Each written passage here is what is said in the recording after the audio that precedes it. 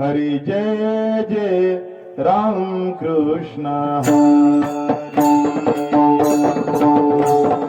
हरी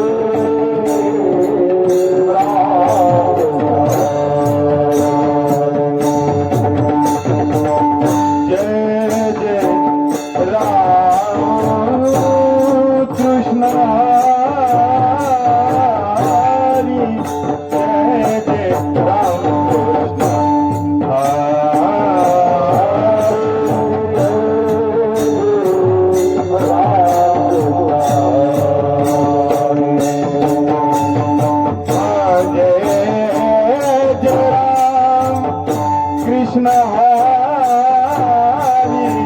जय जय राम हरी जय जय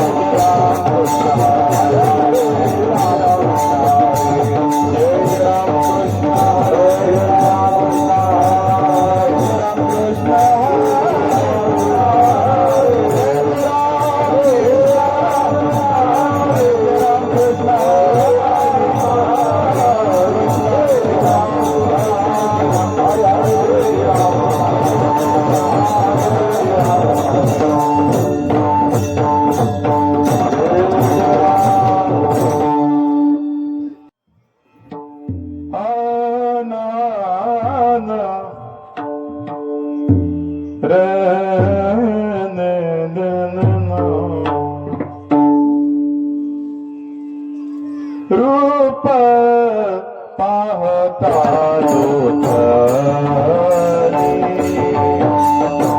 रूप पाहता लोचनी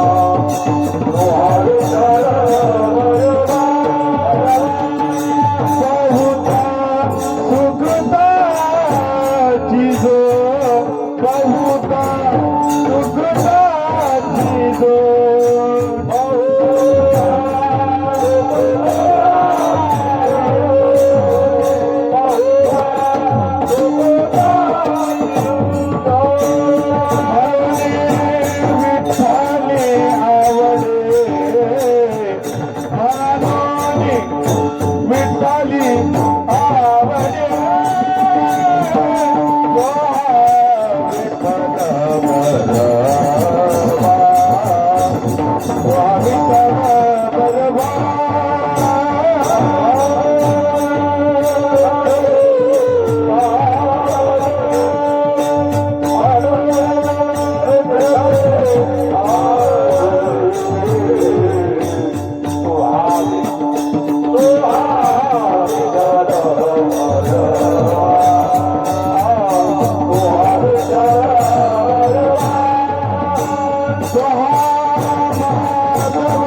बरवा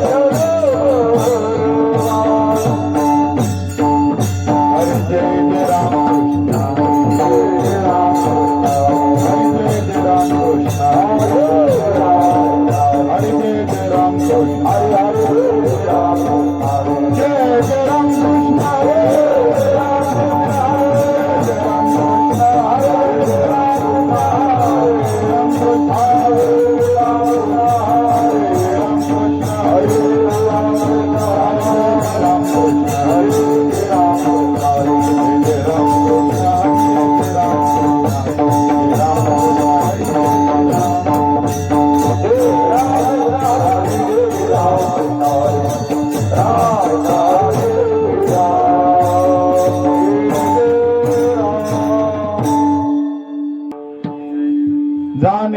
भक्तीचा जिव्हाळा जाणे भक्तीचा जिव्हाळा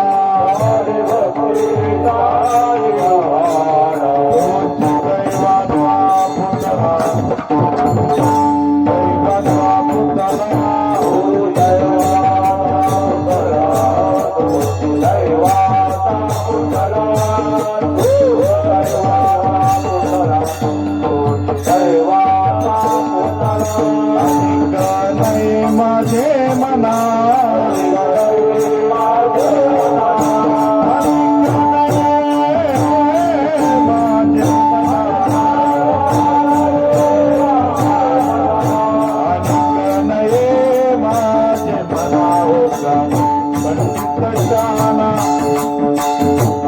पंडित शहाणा होता पंडित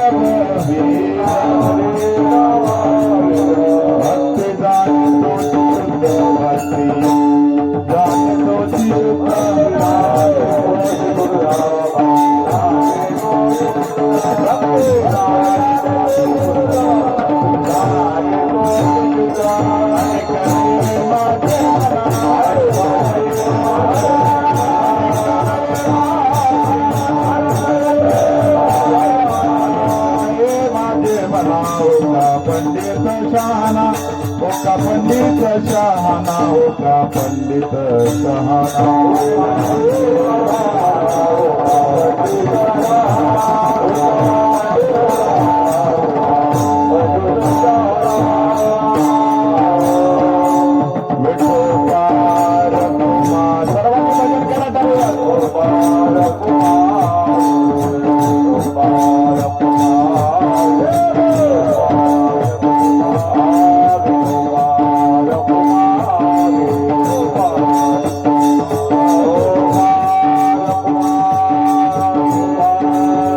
Bye.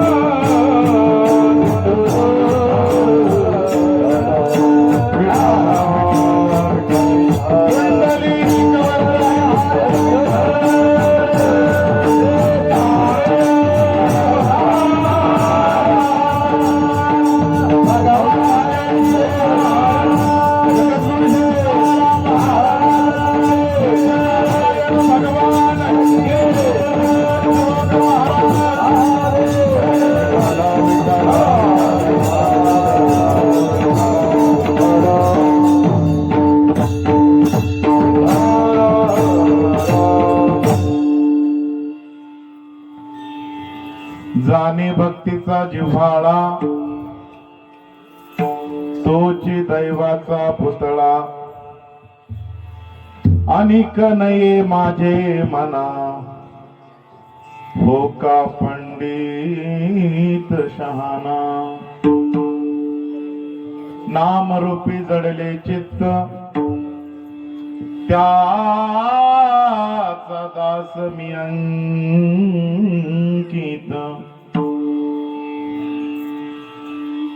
अनिक नये माझे मना हो का पंडित शहाणा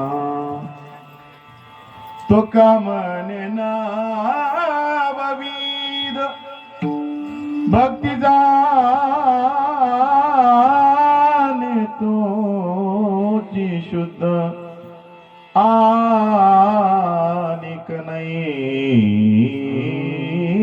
माझे मना हो का पंडित शहाणा पांडुरंग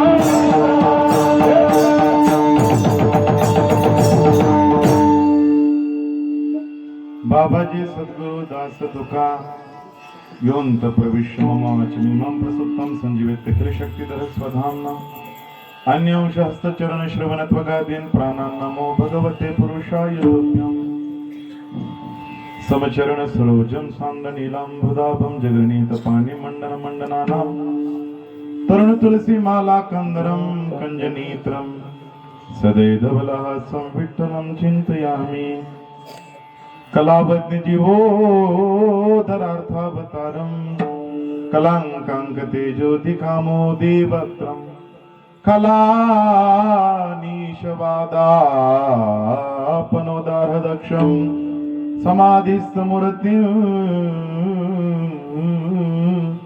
श्रीभजे ज्ञानदेवं नमो सद्गुरु तुकया ज्ञानदीपा नमो सद्गुरु सच्चिदानंद रूपा नमो सद्गुरु भक्त कल्याण मूर्ती नमो सद्गुरु भास्करा पूर्ण कीर्ती जयांचे केले स्मरण होय सकळ विद्यांचे अधिकरण तेचे बंधू श्री चरण श्री गुरूंचे ते नमस्कारोनी आता मस्तक माझा पायावरी या वारकरी संताच्या सच्चिदानंद रूपाय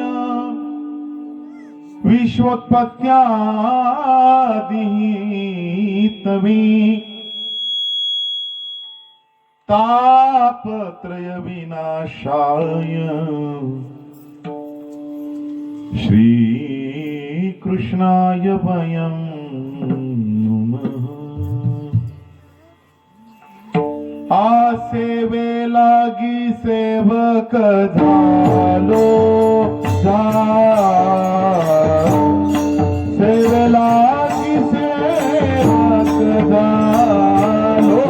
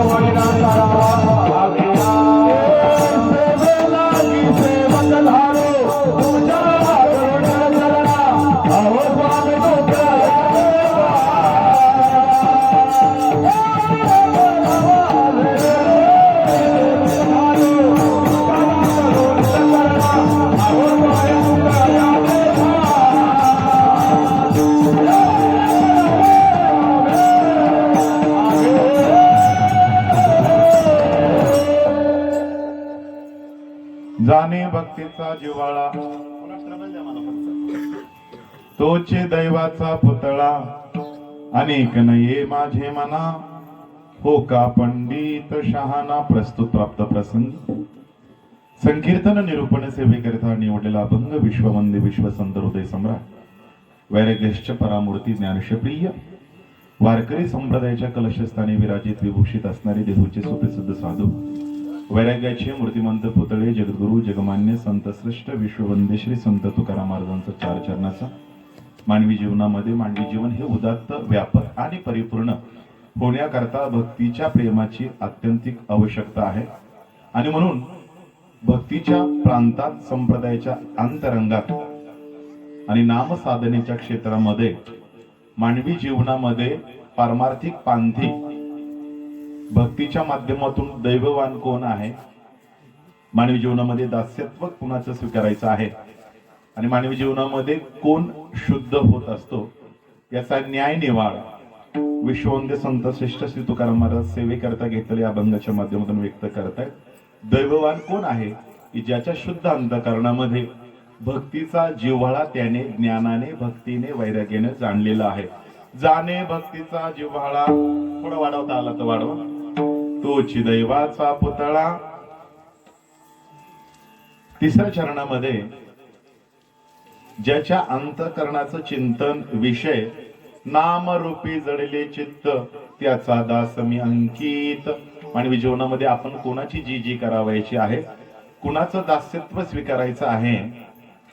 मशीनचा जो रिपीट आहे सगळ्या मशीनचा रिपीट थोडा फक्त कमी करा. मशीनचा रिपीट एकोचा जो सदैव तच्चिंतनम तत्कथनम अन्योन्नम तत्प्रबोधनम एतदेक परत्वंच ब्रह्मभ्यासम विदुर्बुधः. ज्याच्या अंतःकरणामध्ये सदैव भगवत नाम चिंतन चालू आहे त्याचं मानवी जीवनामध्ये दास्यत्व आपण स्वीकारायचं आहे. आणि मानवी जीवनामध्ये शेवटच्या चरणामध्ये कोण शुद्ध आहे तर ज्याने नऊ स्वरूपाची भक्ती जाणलेली आहे. श्रवणम कीर्तनम विष्णू स्मरणम पादसेवनम अर्चनम वंदनम दास्यम सख्यम आत्मनिवेदनम अशा स्वरूपाची ज्याने ज्याने भक्ती जाणलेली आहे तर तो मानवी जीवनामध्ये शुद्ध आहे.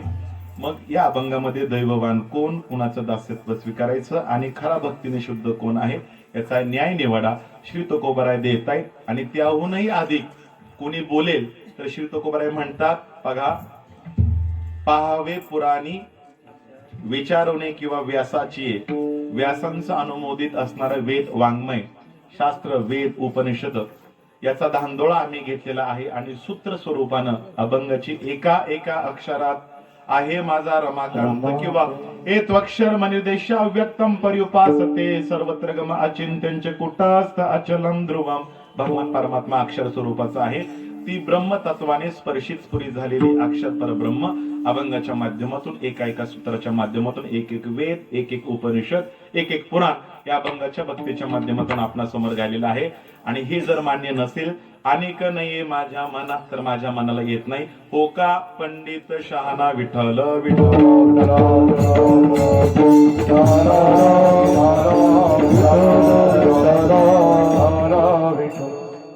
परात्पर अखिलेश्वर भक्तवांच्या कल्पतरू कृपा सिंधू विश्व जगदाधार रुक्मिणी प्राण संजीवन अखिल शकिल कोटी ब्रह्मांड नायक भगवान श्री सत्यनारायण यांच्या महापूजेच्या निमित्तानं कुलदेवताच्या वर्धापन दिनाच्या निमित्तानं मुक्काम सडेकोंड या गावामध्ये शिंदे वस्ती जो मोहल्ला आहे त्या सर्व पारमार्थिक सद अंतिकांच्या माध्यमातून आजच्या एक दिवसीचा हा प्रसादाचा यज्ञ हवन विधीचा महाराज भगवंत भगवान सत्यनारायणाची पूजा आणि संकीर्तन ज्ञानाचा हा उत्सव भक्ती ज्ञान संकीर्तन यज्ञ महोत्सव एका दिवसाचा संपन्न या ठिकाणी केलेला आहे.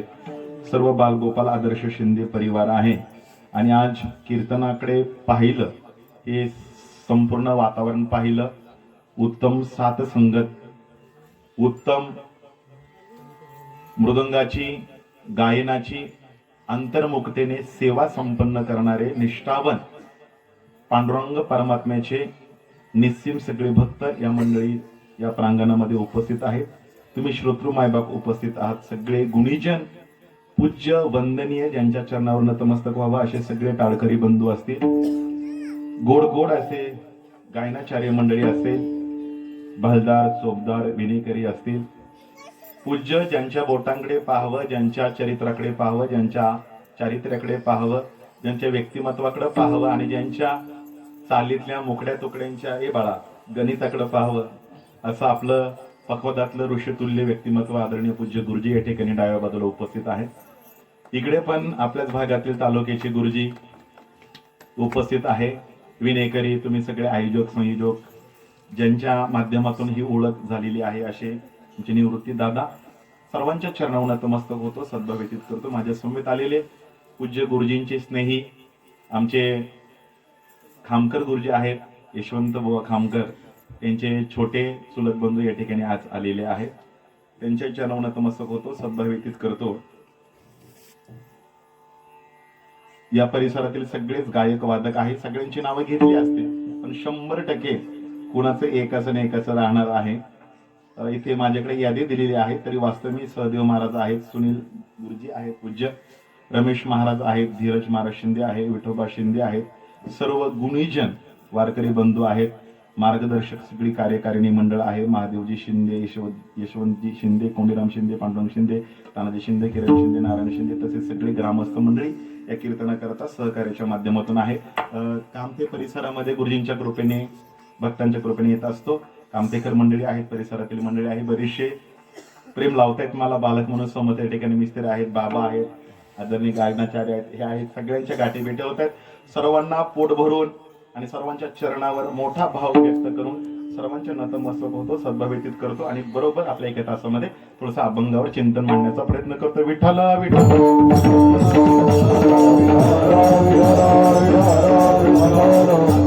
या कीर्तनाकरता गोड गोड आमच्या गुणीजनांना जशी सिस्टम हवी तसे इकडे तिकडे तोंड न करता यथार्थ घ्या काय लागेल ट्रेबल बेस अशी छान दोन्ही पण व्यवस्था करतायत. एकदा सगळं आमच्या गुणीजना करता सिस्टम करता टाळ्या वाजवा माझ्या, कारण 15-20 मिनिटाची वाटते तुम्हाला चालीमध्ये हे सेवा देता येत, पण ही चाल सात्विक रंग देवतेने साक्षात यक्ष गंधर्व किन्नर ह्या मृदुंग ऐकण्याकरता येत आहेत 15 मिनिटाच्या या साधने करता. परंतु ही साधना ज्वलंत जिवंत आराध्य म्हणून ठेवण्याकरता त्यांच्या परंपरेनं, त्यांच्या निष्ठेने आणि त्यांच्या साधनेने त्यांच्या जीवनामध्ये किती परिपक्वता, सांप्रदायिक अमूल्य असे आशीर्वाद प्राप्त केलेले ते त्यांच्याच हातांना त्यांच्या सांधेला माहिती. असे ऋषितुल्य सगळे व्यक्तिमत्व आज कीर्तनाला लाभलेलं आहे. पुन्हा पुन्हा सर्वांच्या चरणावर नतमस्तक होतो. आज सत्यनारायण भगवंताची वर्धापन दिन आहे. मी आपल्या कीर्तन सेवेच्या शेवटच्या काही 5 मिनिटांमध्ये सत्यनारायण महापूजेच्या संबंधानं भगवान सत्यनारायणचं मंदिर कुठे कुठे आहेत आणि ही भगवत उपासना कशा पद्धतीने आहे, थोडं स्कंद पुराणामध्ये 4-5 आख्यायनं या भगवान सत्यनारायणच्या माध्यमातून आलेली आहे. तुंगध्वज नावाचा राजा आहे, त्याचं थोडंसं आख्यान मी आपल्या समोर गाणार आहे. पण कधी तुम्ही पीठापुरमला गेलात तर पीठापुरमला सत्यनारायण महाराजांचं मंदिर आहे. एरवी आपल्याला सत्यनारायण महाराजांची मंदिरं पाहायला भेटत नाही, की भेटतात आपल्याला. आणि आपल्याकडे आपण पूज्य असणारे भूदेव ब्राह्मण समाज आणि जे सत्यनारायण करतायत त्यांना किंवा टेलिव्हिजन जे हास्याचे कार्यक्रम आहे, हास्यरंग, तर या सत्यनारायणच्या महापूजेला आपण टिंगल टावळीमध्ये घेत असतो. पण ती आपल्या हिंदूंची अस्मिता हे कधी विसरता कामा नये. आपल्याला वाटतं छोट्याले काय खोबरं खारी काय सुपारीची खांडकर नाही का, हे सगळे मिळून सत्यनारायण होते आणि ब्राह्मणाची पोटपूजा होते, असं नाही. या मागे फार मोठा वैदिक सनातन परंपरा आहे, विश्वास आहे.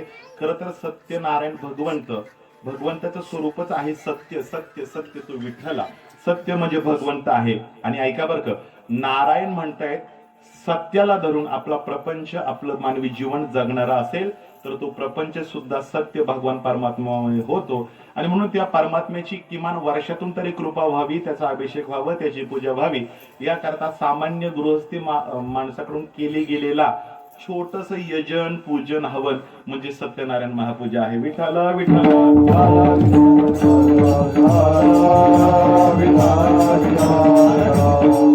गृहस्थाश्रमामध्ये येणाऱ्या आडी अडचणींचा निवारा, संकट मोचन याकरता महर्षी नारदांनी वैयक्तिकरित्या तक्रार भगवान विष्णू परमात्म्याकडे केली.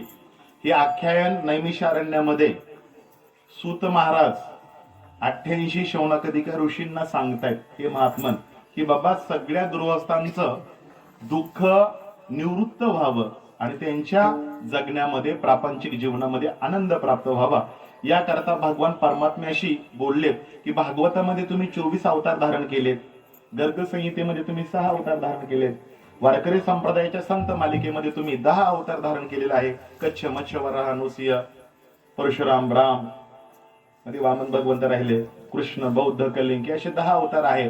पण गृहस्थ्यांकरता काही विशेष अवतार धारण करणार का?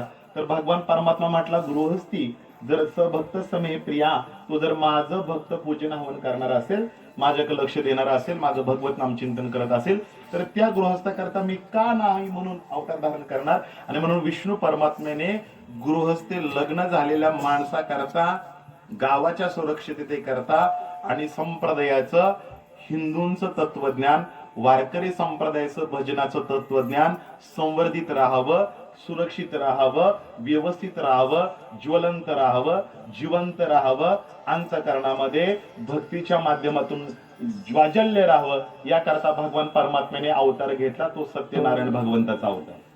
अलग लक्षामध्ये.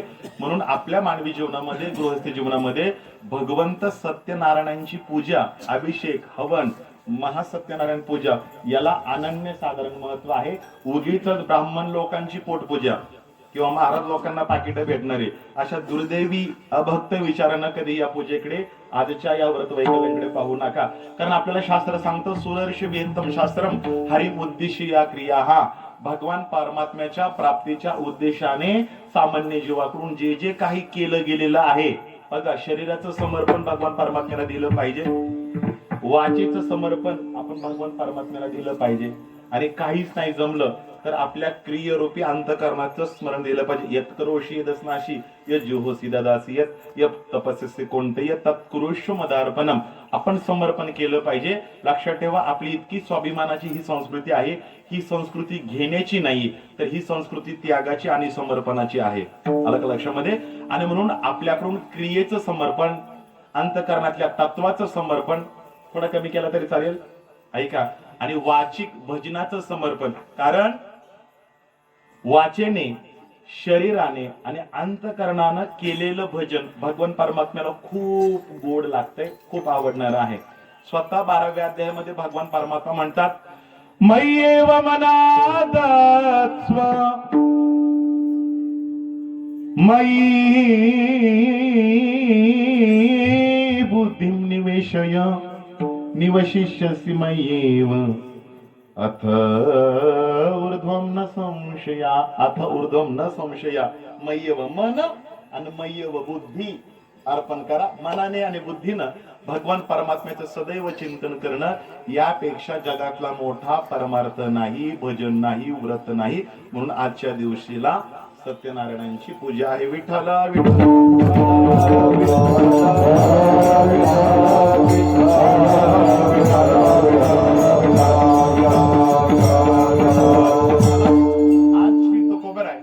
भक्तीच्या क्षेत्रामध्ये वारकरी संप्रदायाच्या प्रांतामध्ये सांगतायत की आपण भगवत उपासना करत असताना आपल्याला बऱ्याच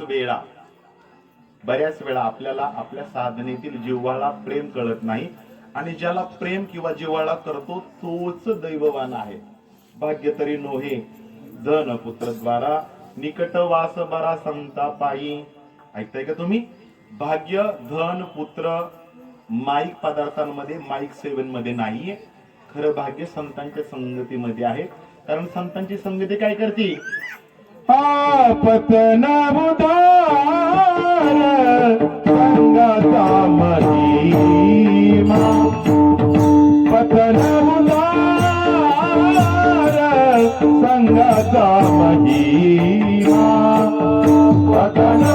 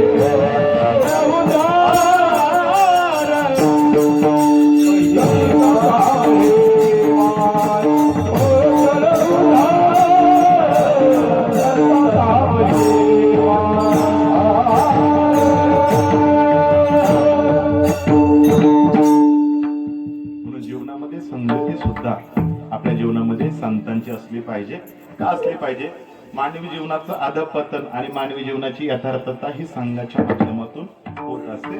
म्हणून आज पहिल्या चरणामध्ये खरा भाग्यवान कोण आहे, तर ज्याच्या अंतःकरणामध्ये आपल्या देवाविषयी, संताविषयी, वारकरी बंधूंविषयी प्रेम आहे, भक्तीमध्ये जिव्हाळा आहे, तो भाग्यवान आहे. चला श्री तुकोबार, तुम्ही दैववान कोण आहे, भाग्यवान कोण आहे हे सांगतायत, पण तुम्ही स्वतः दैववान आहेत का? तर श्री तुकोबार म्हणतात, आम्ही दैवाचे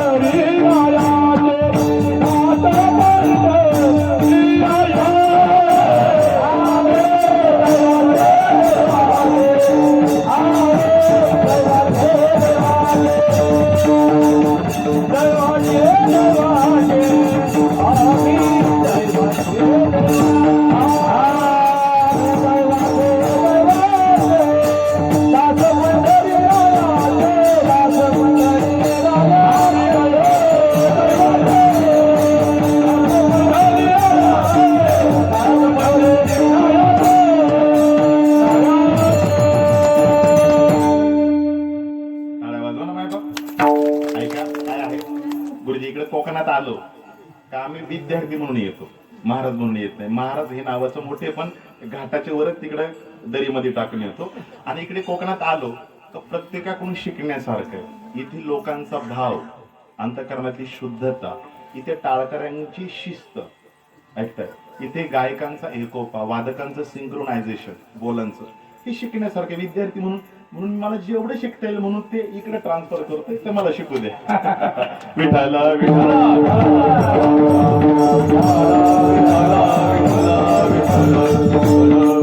आणि मला माहिती नाही, एखाद्या आजपर्यंत आमचे जेवढे वय नाही एवढे कीर्तन ऐकलेत, अनुभवलेत त्यांनी, पण मला माहिती नाही एखाद्या व्यक्तीने कोल्हापूर तालुक्याविषयी विधान केलं की नाही.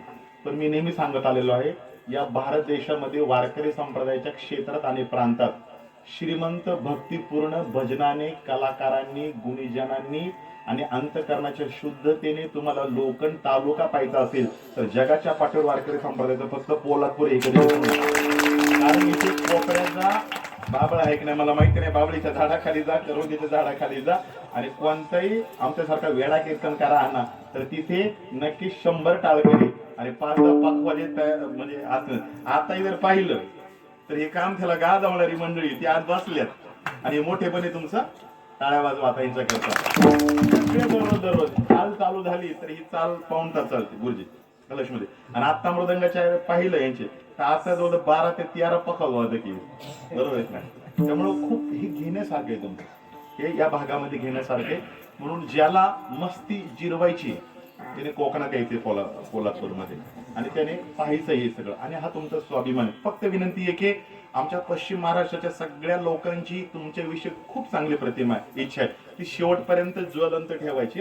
ही तुमच्या जबाबदारी शेवटपर्यंत. कोल्हापुराची पारमार्थिक कला गुणांची ही श्रीमंती नाही, ही आबादी ठेवायची. बाकी सगळं द्या, फार पाकिटांनी हा होतो पुढे मी पाकिटांनी मोकळं व्हा, पैशांनी मोकळं व्हा, पण या गुणांनी कमी व्हायचं नाही. दररोज याच्या पुढे याच्यात 2 चिंबक असताना जेवढं मागून बोलतं तेवढं बरं असतं. विठाला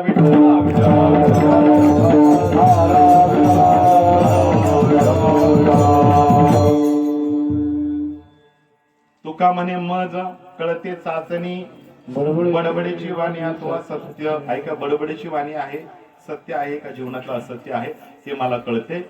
आम्ही भाग्यवंताच्या क्षेत्रातले, आम्ही दैवाचे नुसतं भाग्य नका समजू, दैवाचे. द्विरुक्ती म्हणतात, एकदा बोलून कळत नसेल तर पुन्हा बोलतायत, द्विरुक्ती करतायत. आम्ही दैवाचे आणि भगवंताचे आम्ही दास आहोत. आम्ही आमच्या जीवनामध्ये भाग्यवान आहोत. ऐका, तुकोबराय आज न्याय निवडा करतायत आणि तुम्हाला सांगू न्याय निवडा करावा लागतो बरं का प्रत्येक क्षेत्रामध्ये. जर न्याय निवडा नाही केला तर या आपल्या जगण्यातील एकही क्रिया परिपूर्ण होऊ शकत नाही. तुम्हाला इथे सुद्धा न्याय निवडा करावा लागेल. कोणा एखाद्यालाच कीर्तन करावं लागेल, सगळे कीर्तनकार असले तरी. कोणा एखाद्यालाच पखवाजाची सेवा द्यावी लागेल, कोणाला एखाद्यालाच माईक त्याच्या समोर ठेवावं लागेल, कोणाला एखाद्यालाच आचार्याचं काम करावं लागेल, हलवाई. न्याय निवडा करावा लागतो. तर सांसारिक जीवनामध्ये न्याय निवडा करावा लागतो. तर परमार्थामध्ये अंधपट्टी टाकून आपण कसं करू शकतो? परमार्थामध्ये सुद्धा न्याय निवडा आहे आणि फार महत्वाचं आहे बरं का. हे न्याय निवडा करत असताना दुसरं जे चरण आहे ना ते किती महत्वाचे आहे. श्री तुकोबराय म्हणतात, हे पहा, मला आलेला अनुभव सेवितो हा रस वाटितो अनेका, तुम्हाला देतोय मी अनुभव आले अंगा ते या जगात येत असे, पण यामध्ये मी मत फक्त मांडतोय, लादत नाही. बोला काय? मत मांडतोय मी, लादत नाही. जगातली सगळी भांडणं मत लादण्यामुळे, मांडण्यामुळे नाही. हे असंच पाहिजे, हे तसंच पाहिजे, हे इथे, हे तिथे. याच्यामुळे घरातली भांडणं, कुटुंबातली भांडणं, मैत्रीतली भांडणे, सख्यत्वातली भांडणे. पण श्री तुकोबाराय म्हणतात तसं नाही. आम्हाला अनुभव आलेला आहे म्हणून आम्ही हे मत मांडतो आहे. तुमच्या मनाला लागलं तर स्वीकारा, नाहीतर व्यवहारातले तुम्ही शहाणे किंवा पंडित बना. चला तिसऱ्या चरणाचा थोडासा वेध घेऊयात आपण. तिसऱ्या चरणामध्ये काय म्हणतात? नाम रूपी जडले चित्त त्याचा दास मी अंकित. काय म्हणताय? दास. श्री तुकोबाराय म्हणतात दास कोणाचं व्हायचंय? ज्याच्या अंतःकरणामध्ये नाम चिंतन आहे, ज्याच्या चित्तामध्ये, त्याचा दास व्हायचा आहे. मग या दास होण्याचा अनुभव श्री तुकोबरायांना आहे का? धन्य मी जन्माला दास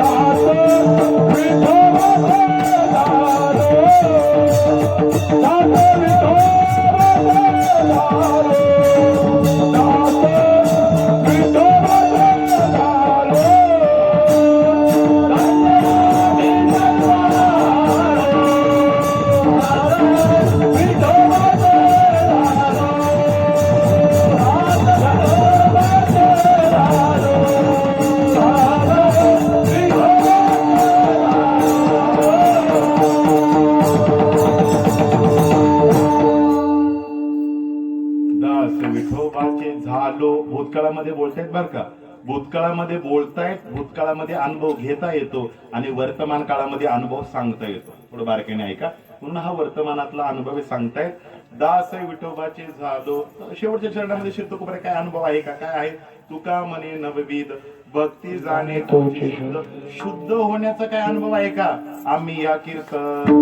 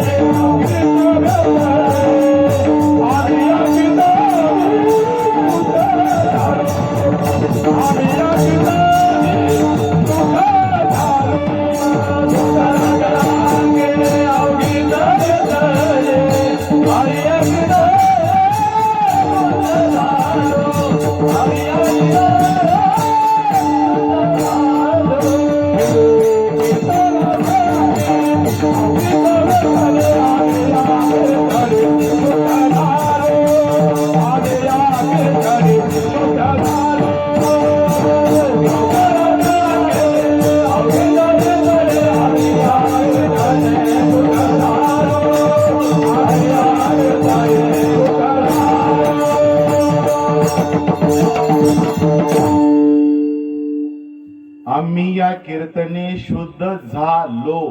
भूतकाळी बरं का. आणि भूतकाळ अनुभव असतो आणि वर्तमान काळामध्ये त्याची व्यक्तता असते, तो सांगावा लागतो. चला आपण आतापर्यंत हे पाहिलं का श्री तुकोबाराय ज्याचा ज्याचा निवाडा करतात भक्तीमध्ये त्याचा त्यांना परिपक्व स्वरूपाचा अनुभव आहे, हे आपण संतांच्या वचनांनी आपण सिद्ध केलेलं आहे.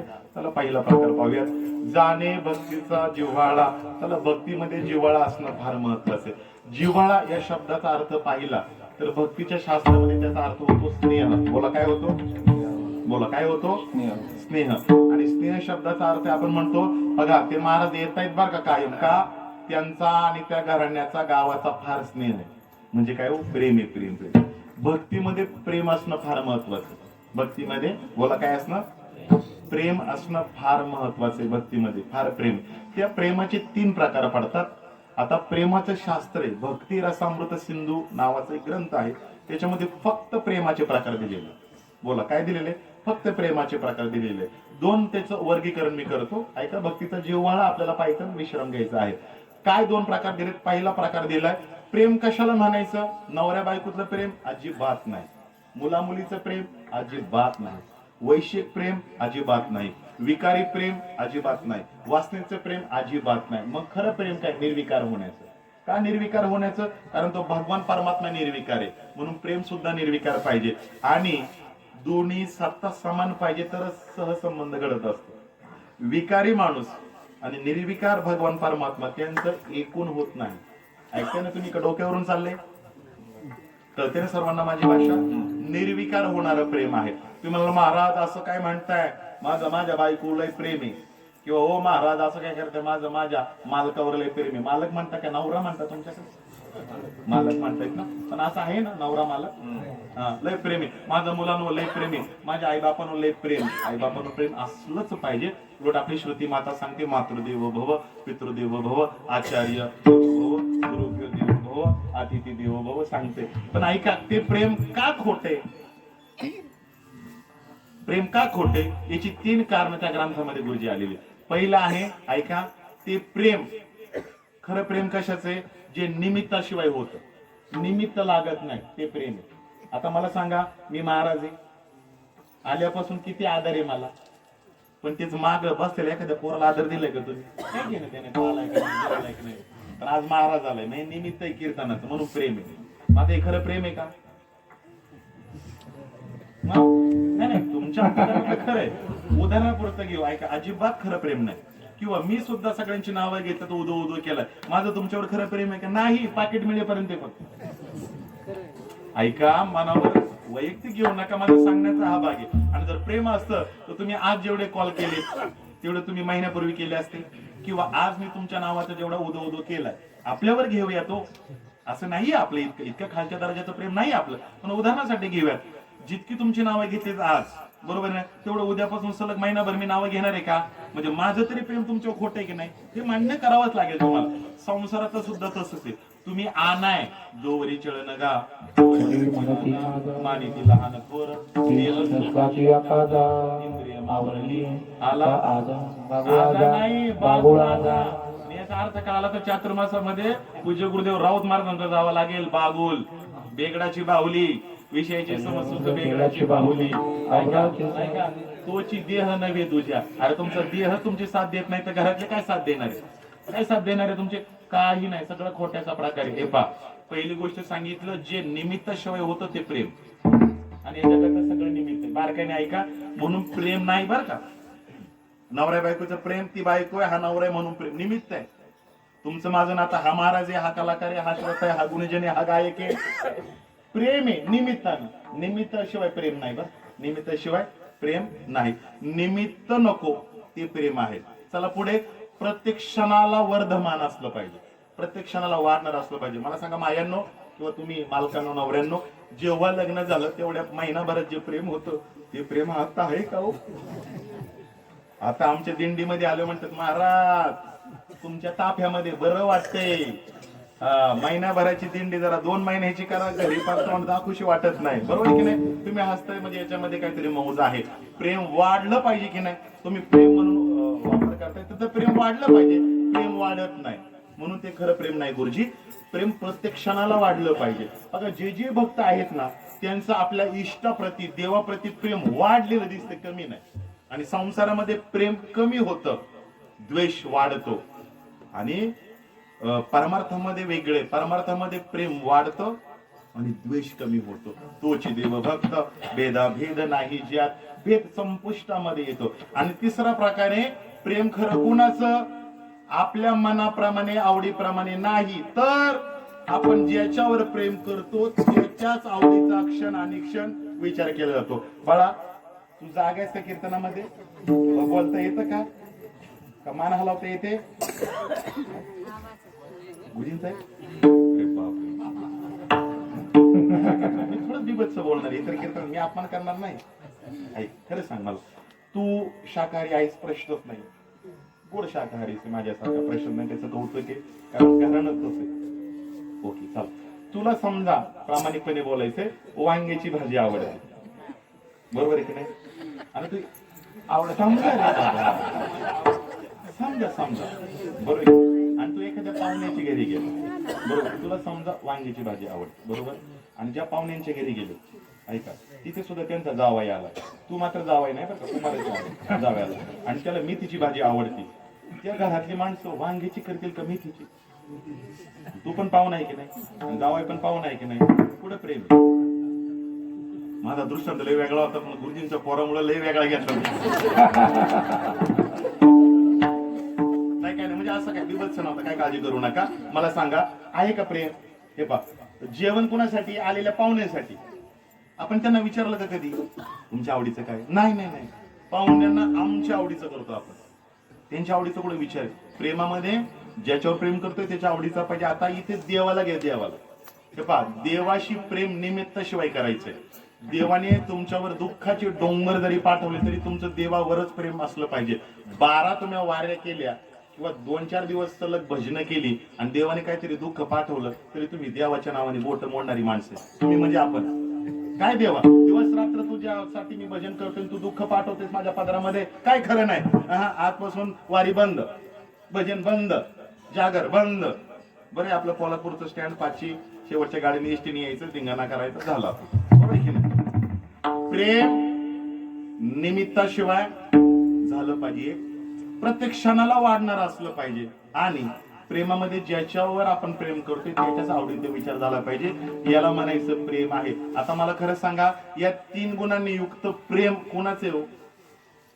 ओ, संसारामध्ये माणसांवर नाही, याचं दुःख नाही, देवावर सुद्धा नाही. आपल्याला माळ घातल्या घातल्या जेवढं आपण हबप झालो होतो तेवढं खरं बोला, आता हबप आहे का आपण माळकरी? जेवढं व्रत वैकल्यांवर आपलं ध्यान होतं, जेवढं हरिपाठावर श्रद्धा होती, जेवढी पारायणावर श्रद्धा होती, आता आहे का?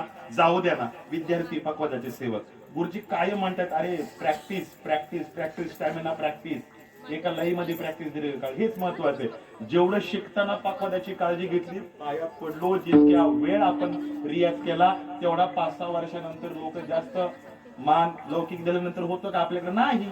फार आळस आलाय. पाहूयात आपण. ऐका, म्हणजे आहे का त्याच्यावर? प्रत्येक क्षणाला आपल्या इष्ट कलेवर सुद्धा आपलं प्रेम नाहीये. देवावर आहे का प्रेम? नाहीये. प्रत्येक वेळेस आपण देवाचा विचार करतो का? नाही. आता थंडीचे थोडे दिवस संपले, दररोज गरम पाण्याने आपण आंघोळ करतो, देवाला गरम पाणी दिलं का? आपण 2 वेळेला जेवण करतोय, देवाला नैवेद्य 2 वेळे दाखवलाय का? बरं, आपण शरीराला नाटता फटता ताटता करत होतो, देवाला कधी सुगंध दिलाय का? अभिषेक दिलाय का? देवाची काळजी घेतली का? याचा अर्थ आहे आपल्या भक्तीमध्ये प्रेमाची कमतरता आहे. या 3 गुणांनी जो प्रेम करतो तो यथार्थ येथेच प्रेम करतो. आणि श्री तुकोबारायांना तेच आज हवे, जाणे भक्तीचा जिव्हाळा, जाणे भक्तीचा जिव्हाळा, जाणे भक्तीचा जिव्हाळा, रोज दैवाचा पुतळा, रोज दैवाचा पुतळा, रोज दैवाचा पुतळा, रोज दैवाचा पुतळा, रोज दैवाचा पुतळा, जाणे भक्तीचा जिव्हाळा.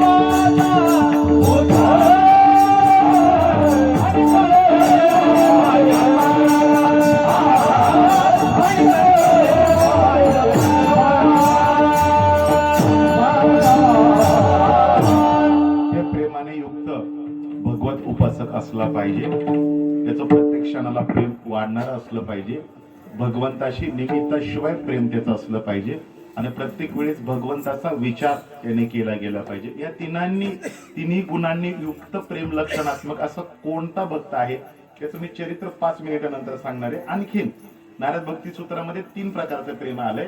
तिथे प्रेमाला शब्द रती वापरला, प्रेम याला समानार्थी शब्द रती वापरलाय. सामान्य रती, सामंजस्य रती आणि समर्थ रती. चला त्याला सोपं करत आपण.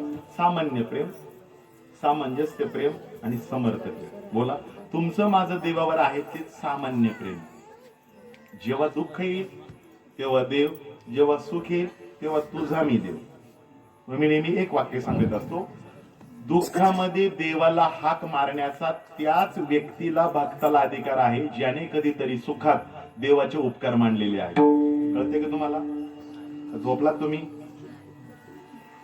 दुःखामध्ये देवाला हाका मारण्याचा, आठवण्याचा त्याच व्यक्तीला अधिकार आहे ज्याने कधीतरी सुखामध्ये देवाचे आभार मानलेले. देवा, माझ्याही जीवनामध्ये तू किती सुख दिलंस, मी फार ऋणी तुझ्या ऋणामध्ये. देवा, वैयक्तिकरित्या माझ्या सामान्य जीवाकडे, अज्ञानी पामर जीवाकडे ही तुझं लक्ष आहे.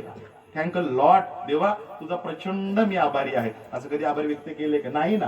जेव्हा दुःखाची दरी येईल ना, मग आपल्याला रडत रडत देव आठवतो. मग देव म्हणतो, आता तहान लागले विहीर खोदायची, शक्य नाही, अशक्य प्राय आहे. चला, सामान्य प्रेम आहे. दुसरं आहे सामंजस्य प्रेम. सामंजस्य प्रेम म्हणजे काय? ऍडजस्ट प्रेम. ऍडजस्ट प्रेम. आपलंच घ्यायचं का उदाहरण? आपल्यातलं घ्यायचं का उदाहरण? चल, या भागात आलोय ना तर कीर्तन करून जाईल. ऍडजस्ट. लांब असतो, खोटं बोललो असतो, काहीतरी सांगायचं, असे तसे अंतर वाढवायचं. त्यांना माहिती आहे आमची नाटकं सगळी, नाही का? असं ऍडजस्ट. ते प्रेम काही खरं नाही गड्या. पण खरं प्रेम आहे समर्थ प्रेम, यथार्थ प्रेम, समाविष्ट प्रेम, समावेशक प्रेम, समर्पणाचं प्रेम, त्यागाचं प्रेम, अर्पणाचं प्रेम. हे खरं प्रेम आहे. चला, सामान्य प्रेम म्हणजे काय? सामान्य प्रेम म्हणजे फक्त आपल्या सुखाचा विचार, ज्याच्यावर प्रेम करतो त्याच्या सुखाचा विचार नाही. बाजार कोणता आहे कोल्हापूरला? कोणता दिवस आहे? दररोज. चला, एखादा आपलं काम त्याचं की खूप होतं ते अर्जुन हाणायचं मला. तर एखादा आपल्या इकडे पोलादपूरला गेला, शेवटच्या गाडीने आला आणि मुलासाठी मस्त आवडीचा खाऊ आणला. पण खाऊ आणताना काहीतरी आंबट औषध पिऊन आला. कसे का रात्रीचं आंबट औषध? आता औषध प्याला असून 200, 250, 300 काही आपल्याला माहिती नाही किमती, आणि खाऊ आणला 1000चा. मुलावर प्रेम ना, मुलावर प्रेम. आला तो 1000चा खाऊ आपल्या मुलाला दिला, कडेवर घेतलं आणि गोड गोड पापे घेत होता. काय अडचण आहे की यामध्ये? अडचण नाही. पण त्या मुलाला एकतर वाढलेल्या दाढीच्या खुरमटाचे त्रास होत होता. सरमाड काय म्हणतात तुमच्याकडे? वाढलं तर गवताचं लावतात ते काय म्हणतात? गंजीच्या काड्या टोचत होत्या त्याला. तो म्हटला, बाबा 1000तला 200 माल कमी द्या मला, पण आज मला जवळ घेऊ नका. आणि बाबा, तुमचा लई घाण खुरमट आंबट वास येतोय. शी, 1000 रुपये खर्च केले, मुलाने पप्पी दिली पाहिजे, हसतमुख माझ्या समोर उभा राहिला पाहिजे, पण मुलाचा प्रत्यय काय आहे? शी. म्हणून ऐका, मुलावर त्याचं प्रेम आहे, मुलाचं सुद्धा बापावर प्रेम आहे, पण मुलाला फक्त वास आवडला नाही तर बापाला शी म्हणतोय. फक्त सामान्य प्रेम आहे, समर्थ सामंजस्याचं प्रेम नाही. आणि मुलाला सुद्धा 1000चा आपण खाऊ आणलाय, तर त्या 250 रुपयाचा काय आंबट औषध प्यायचा राहिला असता एका दिवसापासून तर काय मेला असता का? पण आला म्हणजे मुलाच्या सुखाचा विचार नाही. म्हणजे बापान मुलामध्ये हे प्रेम सामान्य स्वरूपाचं, वाईट वाटून घेऊ नका, सामान्य स्वरूपाचं, अगदी सामान्य स्वरूपाचं. सामंजस्य प्रेम म्हणजे काय? कधी कधी प्रियकराच्याही सुखाचा विचार, भगवान परमात्मा आपला प्रिय करायच्याही सुखाचा विचार, आणि कधी कधी आपल्याही सुखाचा विचार, आपल्याही सुखाचा विचार. खूप भक्त आहे. मला वाटतं त्या सगळ्यांमध्ये तुम्ही आम्ही सगळ्यामध्ये तुम्ही आम्ही सामंजस्याचं प्रेम आहे. जेव्हा देव आठवेल तेव्हा देव, आणि जेव्हा आपला प्रपंच आठवेल तेव्हा आपलं प्रपंच आहे.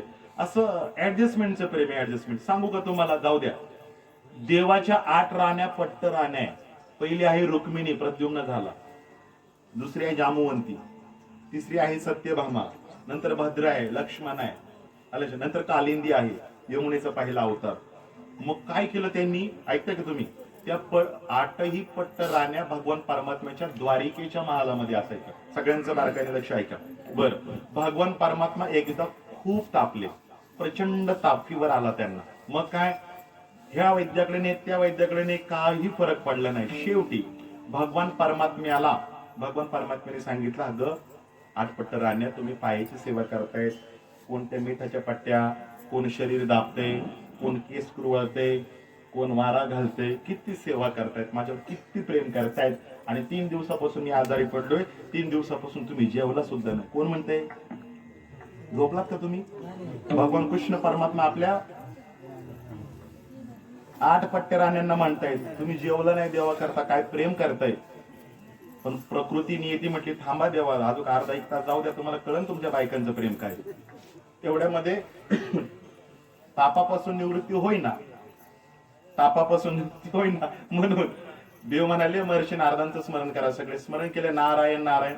महर्षी नारद आले, आणि मग महर्षी नारदांनी ते 8 जणींना असं बाजूला घेतलं, सांगितलं, बायांनो, तुम्हाला जर तुमचं स्वारस्य प्रेमाचा विषय भगवान परमात्मा असेल, तर भगवान परमात्मा बरा ठीक व्हायचा असेल, तर तुम्हाला एक कळवा लागणार आहे, तुम्हाला या वृंदावनातल्या रमण रीतीच्या तुमच्या पायाखालची रजकण भगवान परमात्म्याला तुमच्या कपाळावर लावावे, म्हणजे भगवान परमात्म्याच्या कपाळावर लावावे लागेल.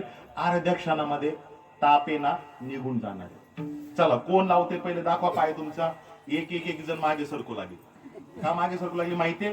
कारण जर पतीने आपल्या पायाची लाट आपल्या पतीला लागली, किंवा पतीच्या शरीराला त्याच्या पत्नीचं बायकोचं जर रजकण लागला, तर त्याचं पाप काय आहे मी कीर्तन सांगू शकत नाही. त्याकरता भागवत तुम्ही ग्रहण करा आहे. मागे सरू लागल्या. नारद म्हणते 3 दिवस उपाशी तुमच्या दैवताविषयी. अगं काय प्रेम आहे तुमचं. हा, मागे सरू लागल्या. चल, रुक्मिणी पुढे, सत्यभामा, कालिंदी, लक्ष्मणा, भद्रा पुढे, एक पण येईना, सगळं मागं पळू लागल्या. आणि मग भगवान परमात्मा म्हणताय, नारद म्हणते, परमात्मा बघा तुमच्या पट्ट राण्या, आणि तुम्ही भूषणावह सांगत होता 3 दिवसापासून माझ्या बायकांना काही खाल्लं नाही पिलं नाही. काय प्रेम आहे तुमचं, पळतायत. आता इथे स्वार्थी विचाराला सामंजस्य का, की बाबा माझ्या भगवान परमात्म्याला सांगून टाकतो नको संभ्रमामध्ये, आमच्या पती देवांना आम्ही जर रजकण लावले, पायाची धूळ दिली, तर आम्ही 84 नरकामध्ये नरक यातना भोगायला जाणार. आम्ही लक्षामध्ये ते पाप नको. म्हणजे आपल्याला नरक मिळाला नाही पाहिजे आणि देवाचा ताप उतरला नाही पाहिजे. ऍडजस्टमेंटचं प्रेम आहे. पण हेच महर्षी नारद ते 8 पट्ट राण्यांना घेऊन रमण रेतीमध्ये, ऐका, निधिवनामध्ये ज्या गोपिका आहेत, ज्या भगवान परमात्म्याच्या आगमनाची वाट पाहतायत आणि भगवान परमात्मा मय झाल्यात. कशा भगवान परमात्मा मय झाल्यात? गोविंद गोविंद गोविंद गोविंद गोविंद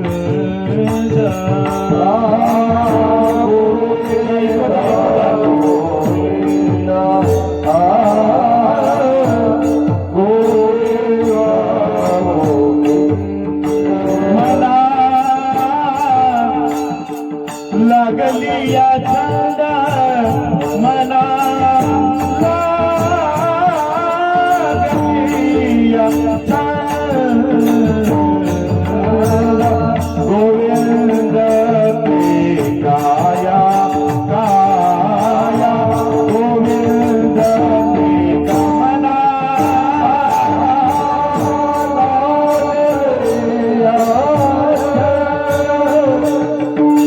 मना मगर गोविंद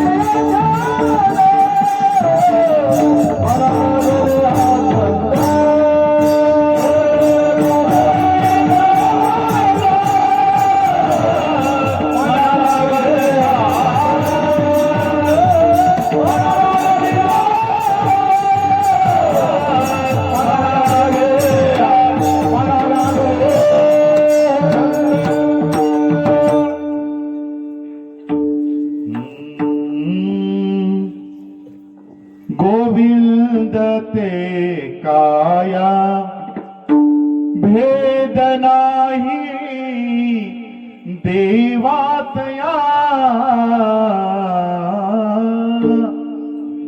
गोविंद गोविंद मना मना लागलिया चंद कृष्ण गोविंद गोविंद गोपाल नंदलाल कृष्ण गोविंद गोविंद गोपाल नंदलाल. काय भजन चालू होतं त्यांचं ऐका. पाहिलंय आठपट्ट राजांनी. महर्षी नारद थांबा लावतो मी तसा मध्यमधून चाललंय. कृष्ण गोविंद गोविंद गोपाल नंदलाल कृष्ण गोविंद गोविंद कृष्ण गोविंद गोविंद गोपाल नंदलाल कृष्ण गोविंद गोविंद गोपाल नंदलाल कृष्ण गोविंद गोविंद गोपाल नंदलाल असं भजन चालू आहे. महर्षी नारदांनी त्यांच्याकडे नेले आणि महर्षी नारद म्हणते गोपिकांनो जी प्रभू या जवळ. आलो प्रभू. भगवान कृष्ण परमात्मा रास क्रीडेमध्ये गेल्या किती दिवसापासून आले नाही. हो ना देवा. महर्षी नारद 3-4 दिवस होऊन गेले आले नाही. तेव्हापासून नारदजी काही खाल्लं नाहीये, श्वास सुद्धा घेतला नाही. आणि श्वास घेतला असेल तर तो फक्त कृष्ण नामस्मरणाचं प्रेम कसं असलं पाहिजे. निमित्ताशिवाय प्रत्येक क्षणाला वाढणार. ऐका बरं. मग कळाले की तुम्हाला ह्या पट्ट राणे आल्यात. बर तुमच्या प्रभू भगवान कृष्ण परमात्म्याला ताप आलाय. ताप देवा या जगतातलं किती काठिण्य स्वरूपाची साधना असेल किंवा औषध असेल तर भगवान परमात्म्याची सेवा करण्याची संधी आम्हाला द्या. काय प्रेमी काय समर्पण आहे काय त्यागे बघा. आणि मग महर्षी नारद म्हणतात गोपिकांना तुम्हाला माहितीये रचकाने दिलं आपल्या इष्टपती मानलेल्या देवाला तर काय नरक येत नाही. असू द्या देवा. आणि ऐका मग महर्षी नारद म्हणतात चला गोपिकांनो तुमच्या चरणाची रजकन द्या. त्यापासून औषध मी तयार करतो आणि भगवान परमात्म्याच्या डोक्याला लावतो. क्षणार्धामध्ये भगवान परमात्म्याचा ताप राहिला. स्वतः नरकामध्ये जाणारे का वैकुंठ गोलोक धामामध्ये जाणारे याची पर्वा न करता ज्याला सुख पाहिजे ज्यात सुख पाहिजे त्या भगवान परमात्म्याचं समर्पण भगवान परमात्म्याचं प्रेम बायकांना कळलं नाही पण ते गोपिकांना कळालं. कुणाला कळाले? गोपिकांना कळालंय. इतकं समर्थ प्रेम असलं पाहिजे. इतकं समर्थ असलं पाहिजे. मी कथा सांगतोय आणखीन भक्ताची. मला भक्तीतला जिव्हाळा कळायला पाहिजे एवढं बोलेत आणि आपण विश्राम घेऊयात आजच्या कीर्तनाचा. जिव्हाळा कळायला पाहिजे. भगवान कृष्ण परमात्म्याचं चरित्र झालं द्वापार युगामध्ये. प्रभू श्री रामांचं झालं त्रेता युगामध्ये. आलं लक्षामध्ये.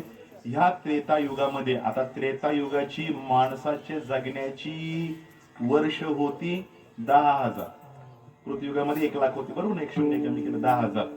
आणि त्यामध्ये शबरी माता ना शबरी माता आपल्या गुरुदेवाने सांगितलं होतं कैक वर्षानं तुला तुझा दैवत श्रीराम येईल आणि तुझा उद्धार करेल. आणि रामायणकार म्हणताय जवळजवळ 88,000 वर्षे पूर्ण झाले. आणि तदनंतर इतक्या प्रतीक्षेनंतर ऐका प्रभू श्रीराम आले. ऐकते ना तुम्ही. तोपर्यंत भगवान श्रीरामांची त्या शबरीने वाट पाहिली हो. एवढा 88,000 वर्ष वाट पाहण्याची तुमच्या माझ्या वेळ असेल. अरे आपण 5 वर्षात 50 पक्ष बदलणारी माणसे ही निष्ठा आहे तुमची माझी. तर प्रेम काय करू शकतो आपण. थोडं वाईट वाटून घेऊ नका. एक बायको चांगली नाही निघाली तर 2 बायका करणारी आपली नाही का आपण माणसं आहोत. सोमवारच्या शिवांनी आपल्याला प्रसन्न नाही केलं तर आपण रविवारचा शनिवारचा गुरुवारचा देव बदलणारी माणसे. काय प्रतीक्षा आहे आपल्याकडे. काय प्रेम आहे भगवान परमात्म्याचं. तिने देव बदललं नाहीये.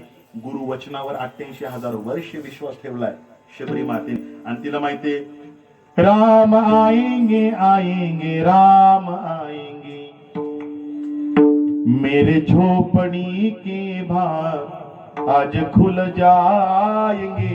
राम आएंगे, राम आएंगे तो अंगना सजाऊंगी, दीप जला के मैं दिवाली मनाऊंगी,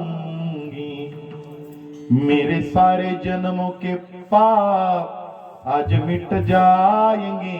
राम आएंगे, राम आएंगे आएंगे राम आएंगे, कासवी सप्राण मन तरमई, कासवी सप्राण मन तरमई।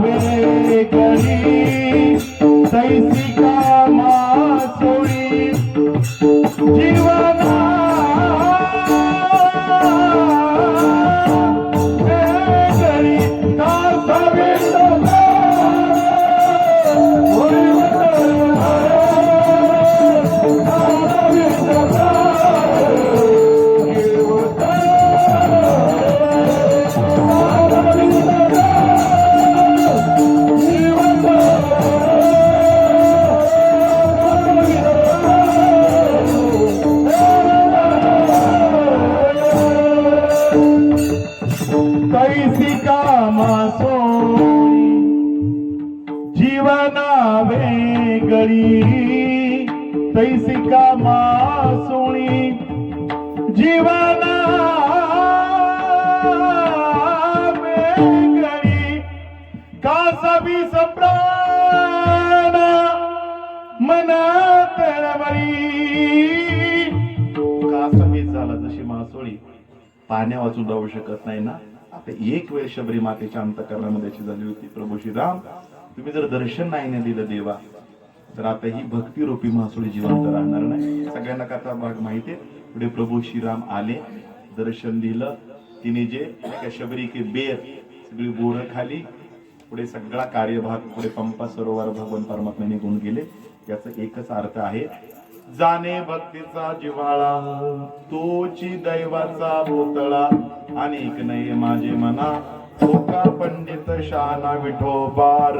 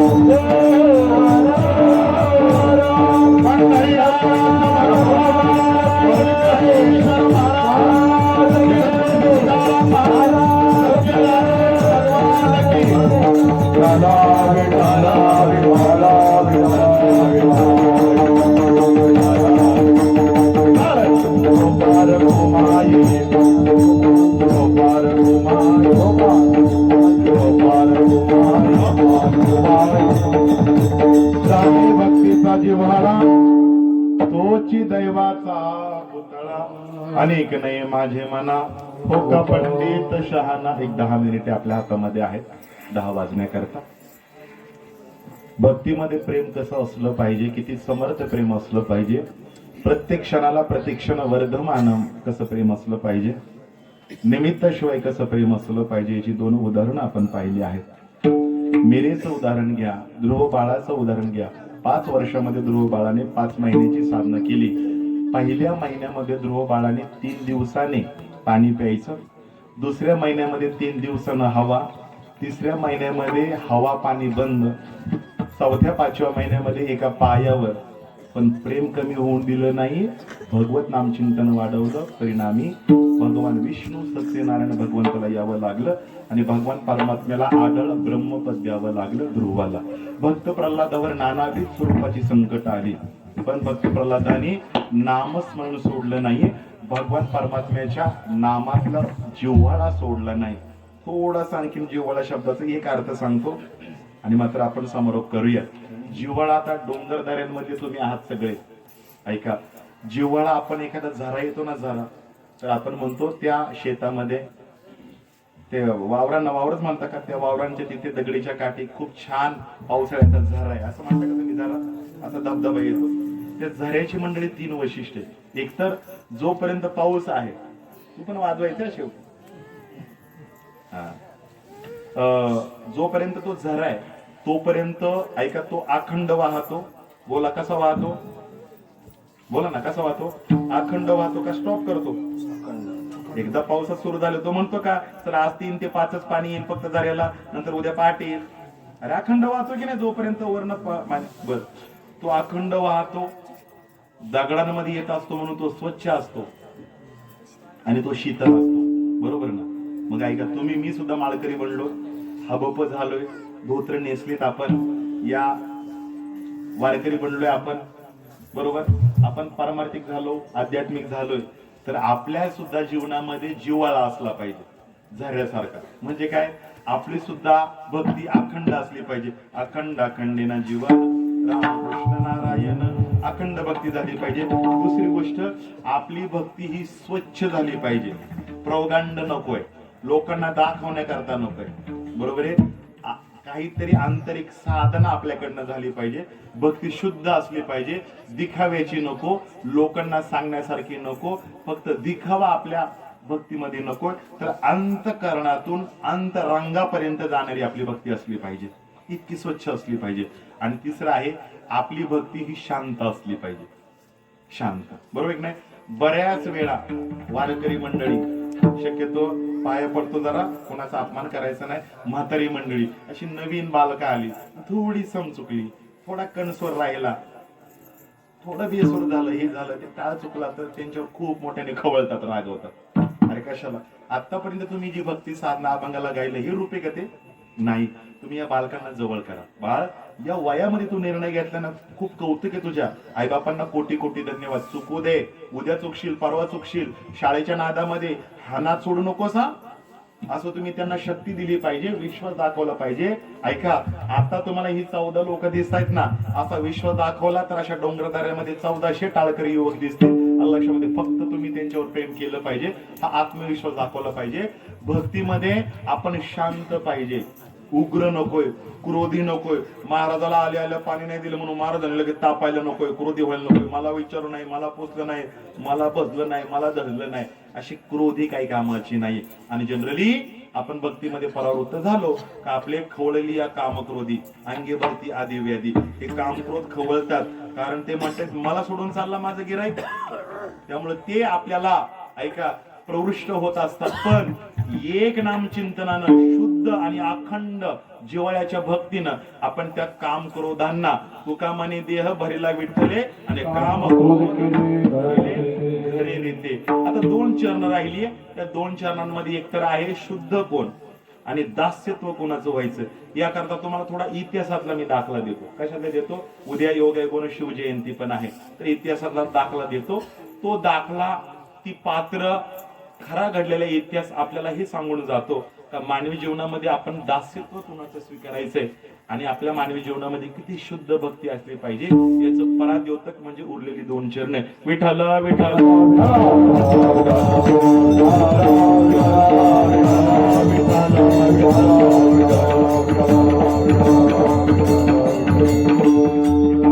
उद्याच्या राजांचा जयंती जन्म उत्सव सगळ्या भारतभर सगळ्या जगतामध्ये हा उत्साहपूर्व उत्सव संपन्न होतोय. तो राजा काय आयऱ्या गैऱ्याचा राजा नाही, तो मराठी मातीचा राजा आहे, तो मराठी मावळ्यांचा राजा आहे. तुमची माझी अस्मिता आहे. ऐका, भीष्माचार्यांची जशी प्रतिज्ञा झाली, कर्णाचं जसं दान झालं, ज्ञानोबरांचं जसं ज्ञान झालं, तुकोबांचं जसं वैराग्य झालं, ऐकताय तुम्ही, नाथांची जशी शांती झाली, तसं या मराठी मातेमध्ये एकच क्षत्रियत्व जाणता राजा झाला, तो म्हणजे छत्रपती शिवाजी महाराज. कधी ऐका, या राजाने तुम्ही मी आपल्याला सत्ता स्थापन करायची असेल तर आपण दुधाचा अभिषेक घालू, पण माझ्या मराठी मावळ्यांकरता, माती करता, महाराष्ट्राच्या संस्कृतीच्या अस्मिते करता रायरेश्वराच्या मंदिरामध्ये भगवान परमात्म्याच्या पिंडीवर रक्ताचा सिंतोडा शेकून रक्ताचा अभिषेक करून ही माती स्वतंत्र गुलामीतून झाली पाहिजे. हा रक्ताचा अभिषेक करणारा एकमेव राजा म्हणजे छत्रपती शिवाजी महाराज. एक दिवस म्हणे, ऐका, बंदुकीच्या धाकावर, हंटरच्या जोरावर सर्कशीतल्या पशूंना माणसाप्रमाणे वाघायला शिकवणारी तुम्ही आम्ही माणसं आहे, पण साक्षात प्रत्येक माणसाला हंटरच्या जोराविषयी, बंदुकीच्या धाकाशिवाय सर्कशीतल्या सिंह आणि वाघासारखं शिकवणारा, अस्मिता देणारा एकमेव जगातला राजा होऊन गेला. क्षत्रिय कुलवंश म्हणजे राजाधिराज छत्रपती शिवाजी महाराज आहे. वाघासारखं जाग्याला शिकवलं. काय जाग्याला शिकवलंय? वेळ तुम्हाला सांगेल. माझी जाऊनवर मी काय बोलून गेलो, भक्तीची शुद्धता काय असावी आणि जीवनामध्ये दास्यत्व काय स्वीकारायचं आहे. आपल्या या महाराष्ट्राच्या मातीवर खूप थैमान चालू होतं, आक्रांत चालू होतं. कुणाचं चालू होतं? पठाणी, सुलतानी, यौवनी सत्ता होत्या.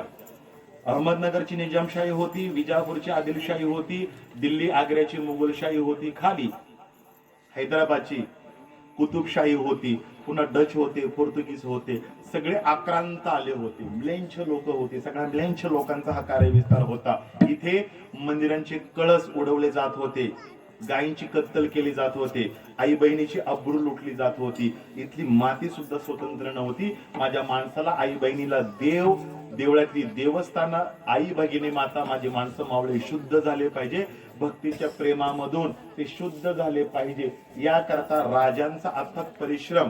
हा राजा ना राजा 8व्या वर्षामध्ये मी स्वराज्य घडवणार हा शपथ घेणारा, 15व्या वयामध्ये सवंगड्यांना मिळून संघटन करणारा, 16व्या वयामध्ये ऐका तोरणा घेऊन स्वराज्याचं तोरण बांधणारा, 26व्या वयामध्ये अफजल खानाचा गोताळा बाहेर काढणारा, ऐका 34व्या वयामध्ये तिकडे आग्र्याला जाऊन आलमगीर औरंगजेबाच्या दरबारामध्ये जाऊन औरंगजेबाच्या मुसक्या ओळणारा, आणि ऐका अखंड प्राय केवळ युद्ध आणि केवळ युद्ध करणारा, आपल्या जीवनातील 51 वर्ष रणधुरंदरामध्ये घालवणारा एकमेव राजा होऊन गेला. तुमच्या माझ्या अस्मितेचं ठिकाण, स्थान, आदी दैवत म्हणजे छत्रपती शिवाजी महाराज. ऐका, इतकं हे दैवत जन्माला घालण्यापूर्वी राजमाता, राष्ट्रमाता ज्या जिजाऊ आहेत ना, त्यांच्या भक्तीची कधीतरी शुद्धता पाहिली गेली पाहिजे. राजमाता जिजाऊंनी दास्यत्व कुणाचं स्वीकारले कधीतरी पहा. ऐका, त्यावेळेस अल्लाउद्दीन खिलजी आला, देवगिरीचं यादवांचं राज्य समाप्त केलं. तेव्हापासून त्या देवगिरीवर निजामशाहीची आक्रमण आहेत, आदिलशाहीची, विजापूरची आक्रमण आहे, आणि आपली जी मराठी राजे होते त्यांच्याच मध्ये पंच सरदारकी किंवा मी सरदारे यामध्ये स्वाभिमान वाटायचा. पण ती यौवन जे सैन्य होतं ना, तर ती नामुष्की करायची. ऐका, लक्षात ठेवा. अशा परिस्थितीमध्ये सगळ्यांना माहितीये, सिंदखेडचे जे लोक जे जाधव आहे त्यांच्या ह्या कन्या आई जिजाऊ, ऐका, आणि इकडे वेरूचे जे आहेत छत्रपती शिवाजी महाराज शहाजीराजेंचे पुत्र, ऐका, विवाह संपन्न झाला. पण हा विवाह संपन्न झाल्यानंतर याच निजामशाहीचा दरबार आटोपून खंडगणींचा स्फुरित झालेला हत्ती मातला होता, अंधाधुंद इकडे चाललेला होता. त्या अशा अवस्थेमध्ये दत्ताजी नावाचा मुलगा लकुजी जाधवंत वारला गेला. छत्रपती शहाजी राजांचे चुलत भाऊ संभाजीकडून बारकेने ऐका. आणि इकडे जिजाऊंचा भाऊ पण वारला होता. ऐका, जिजाऊंना प्रश्न पडला होता, एकीकडे आपला संभाजी दीरही वारलाय आणि एकीकडे प्रश्न पडलाय आपला सख्खा भाऊ सुद्धा वारलाय. ऐका, पण आपल्या प्राणाचं पत्नी म्हणून निष्ठा कोणाची सांभाळायची, यक्ष प्रश्न आहे की नाही. आताची पोरगी आली असती तर नवऱ्याला लात मारून माहेरी आली असती, पण ती राष्ट्रमाता राजमाता जिजाऊ आहे. त्यावेळेस तिने धर्म निर्णय घेतला, अभंग पाहिली, पुराण पाहिली, सगळं शास्त्र पाहिलं आणि मग काय नाही ना, ऐका, आणि मग तिच्या अंतःकरणातल्या अध्यात्माच्या निर्णयाने सांगितलं, तुला तुझ्या जीवनामध्ये दास्यत्व कुणाचे स्वीकारायचं असेल तर ते शहाजी राजांचे स्वीकारायचे. त्यावेळेस राष्ट्रमाता राजमातांनी जर शहाजी राजांचं या मराठी सल्तनतचं दास्यत्व स्वीकारलं नसतं तर छत्रपती शिवाजी महाराज जन्माला आले नसते आणि तुम्ही मी आज कीर्तन करू शकलो नसतो. तुमच्या कपाळावर कुंकू, प्रत्येक मंदिराला कळस आणि अंगणामध्ये तुळस दिसले नसते, कारण जिजाऊंनी घेतलेला निर्णय दास्यत्वाचा हे कधी विसरू नका. हा दास्यत्वाचा निर्णय घेतला, पुढे सगळं पाहिलं. पुढे जिजाऊंची भक्ती किती शुद्ध आहे, किती शुद्ध आहे. जेव्हा जिजाऊ शिवनेरीवर आल्या आणि शहाजी राजे कर्नाटक प्रांतामध्ये गेले होते, आता विजापूरकडे गेले होते, विजापूरवाल्यांनी तिकडे पाठवलं होतं अली आदिलशहाने, पण त्या अवस्थेमध्ये एकटी जिजाऊ इकडे होते शिवनेरीवर. शिवनेरीवर कोणी नव्हतं. विजयजी विश्वास होते, ते सुद्धा मोठा मुलगा संभाजी त्याची साडू होते, ते त्यांची पत्नी लक्ष्मीबाई, गरोदरी 6 महिन्याचे जिजाऊ. लक्षात घ्या, भक्ती कोणाची शुद्ध आहे. जिजाऊंचं दास्यत्व पाहिलं मुद्दा म्हणून आज ऐतिहासिक दृष्टिकोनातून.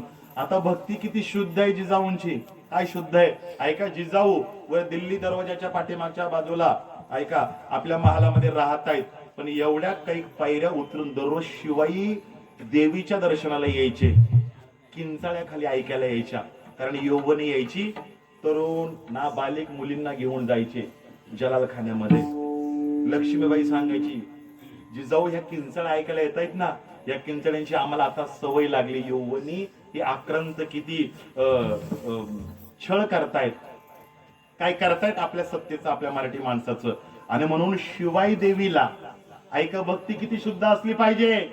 शिवाई देवीला अंतःकरणातून प्रार्थना करता, जिजाऊ माता, हे आई, तू अनादि निर्गुण महिषासुर मर्दनी आहे, तू भवानी आहेस, तू ऊर्जेचा स्त्रोत आहेस, तू सद्बुद्धी आहेस, तू ज्ञाती आहेस, तू देवी आहेस, तू प्रज्वल्ल ज्ञान आहे, तू क्षत्रियाचं क्षात्र तेज आहे. आईस, तुझ्या चरणावर ही माय माऊली पोटामध्ये जन्म घेणाऱ्या बाळाची शपथ घेऊन सांगते, प्रत्येक आईचा बाळाकडून अपेक्षा हे आहे का मला वात्सल्याचं प्रेम मिळेल, मला मुलगा आई म्हणणारा हवाय, पण ही आई या बाळाचा जन्म होईपर्यंत तुझी अशी शुद्ध भक्ती करेल का तू मला प्रसाद माझ्या उदरापोटी असा द्यायचाय. त्या जन्म पावलेल्या माझ्या बाळाने फक्त माझ्या प्रेमाचं सांत्वन नाही केलं पाहिजे, तर या मराठी मातीचं मावळ्यांच्या अंतःकरणाचं सांत्वन केलं पाहिजे. अशा शुद्ध भक्तीचा परिणाम छत्रपती राजा जन्माला आला. हे शुद्ध भक्तीचं प्रतीक आहे. आता खूप पाहिलं गेलं तर आपल्या अध्यात्मामध्ये सुद्धा खूप शुद्ध भक्ती केलेलं आहे. प्रत्येक संतांचे चरित्र बघा, शुद्ध भक्ती आहे. श्रवण, कीर्तन, विष्णू स्मरण, पादसेवन, अर्चनम, वंदनम, दास्य सख्य, आत्मनिवेदन. ऐका, आत्मनिवेदन पृथ्वीराजाने सख्य अर्जुनाने केलं, श्रवण परीक्षित राजाने केलं, कीर्तन शुकदेवांनी केलं. खूप खूप अशी भक्त चरित्र आहे. म्हणून शेवटच्या चरणामध्ये तुका म्हणे नवविध भक्ती जाणे तोची शुद्ध ज्ञानेश्वर.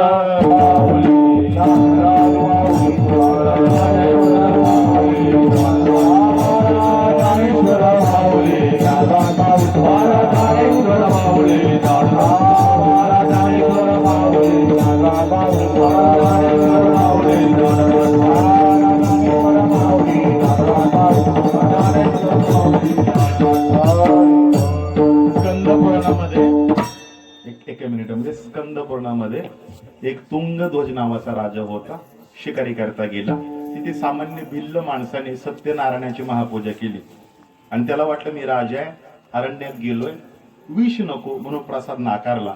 भगवान परमात्म्याने सत्यनारायण भगवंताचा जर प्रसाद नाकारला तर काय होत आहे का?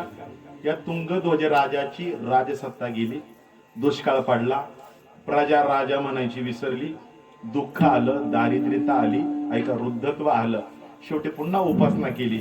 आणि मग महर्षी नारदांनी स्वप्नामध्ये येऊन दृष्टांत दिला की राजे, तुम्हाला पुन्हा पुनर्जीवित असं अस्तित्व निर्माण जर करावायचं असेल तर राजे तुम्हाला पुन्हा दररोज सत्यनारायण भगवंताची पूजा अर्चन करावी लागेल. आणि मग ती राजांनी केली म्हणून पुन्हा ती प्रजा सुखाची झाली. ऐका, ते सगळं पृथ्वी माता, धरणी माता पापाच्या भारापासून मुक्त झाली, ते राज्य आणि तो राजा सुखावह झाला. हे सत्यनारायण महापूजेचं फल आहे. आणि म्हणून या शिंदे परिवारानं आज सुद्धा किंवा दरवर्षी वर्धापन दिनाच्या निमित्तानं ही सेवा करत असतात. म्हणून त्यांच्या विचारावर कोटी कोटी दंडवत आपण होऊयात. 10 वाजून 5 मिनिटं जास्तीचे घेतले, छानपैकी चाल म्हणा, सगळ्यांना व्यक्त होऊ द्यात. आणि शेवटी आमच्या महाराजांना पण वाजवायची संधी द्या. तुकाराम तुकाराम तुकाराम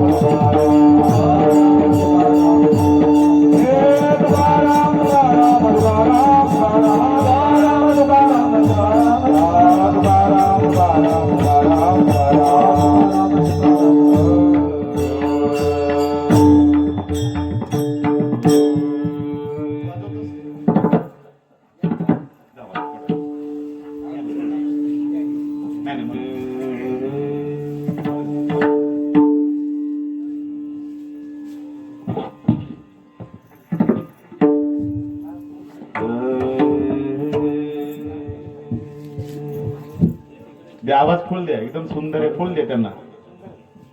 मृदंगाला भरपूर आवाज द्या, गायकांना भरपूर इको द्या, रिपीट द्या, इको द्या, रिपीट द्या म्हणजे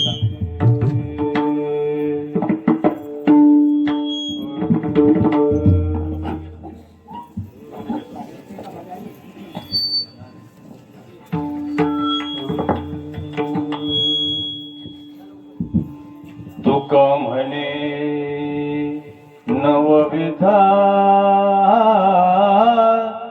मने नवभेद तुका म्हणे नवभेदा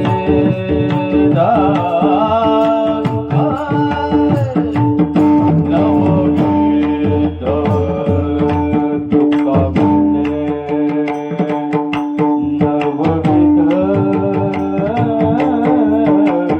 तुका म्हणे नवविध